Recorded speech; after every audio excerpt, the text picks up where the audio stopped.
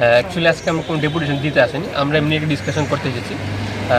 September মাসের 3 তারিখ Indian association of physiotherapist state branch থেকে ডাইরেক্টর সাহেবের সঙ্গে কথা বলে গেছিল, ওনারা আশ্বস্ত করেছিল। এবং আমরা রাজ্যের বর্তমান সরকার এবং মাননীয় মুখ্যমন্ত্রী অর্থাৎ স্বাস্থ্যমন্ত্রী স্বাস্থ্য তত্ত্বটাকে যেভাবে ঢেলে সাজাচ্ছে, ওই বিষয়ে আমরা সম্পূর্ণ আশাবাদী যে আমাদের ডিপার্টমেন্টেরও সামনে খুব শীঘ্রই নিয়োগ হবে।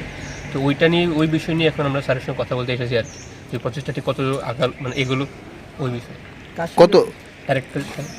কতজন পোস্ট ক্রিয়েট হয়েছে আপনাদের এই ফিজিওথেরাপি?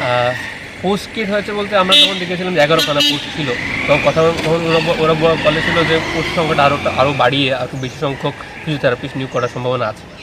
এখন এর কি আপডেট হবে সেটাই ডিসকাস করতে আমরা খালি আছে বর্তমানে 11খানা পোস্ট খালি আছে। এমনি আপনারা কতদিন ধরে এই আপনাদের আন্দোলন করতেছেন? অনেকদিন ধরে প্রায় সময় আন্দোলন বলতে তো হচ্ছে 2017 সালে শেষ ডিএইচএস আন্ডারে ফিজিওথেরাপিস্ট নিয়োগ করা হয়েছে। তারপর ফিজিওথেরাপিস্ট নিয়োগ করা হয়েছে, কিন্তু ডিএইচএস আন্ডারে নয়, এনএসএম আন্ডারে কিংবা বিভিন্ন কন্ট্রাকচুয়ালভাবে ডিডিআরসিগুলোতে নিয়োগ করা হয়েছে। তো আমরা চাইছি যে ডিএইচএস আন্ডারে ডাইরেক্ট যেন রিক্রুট করার জন্য হয়। তো আমরা বর্তমান সঙ্গে আমরা আশাবাদী, এখন দেখা যাক কত হচ্ছে। আপনার পরিচয়টা? আমার নাম ডক্টর নবরুল জান্নাত, ফিজিওথেরাপিস্ট। Thank you.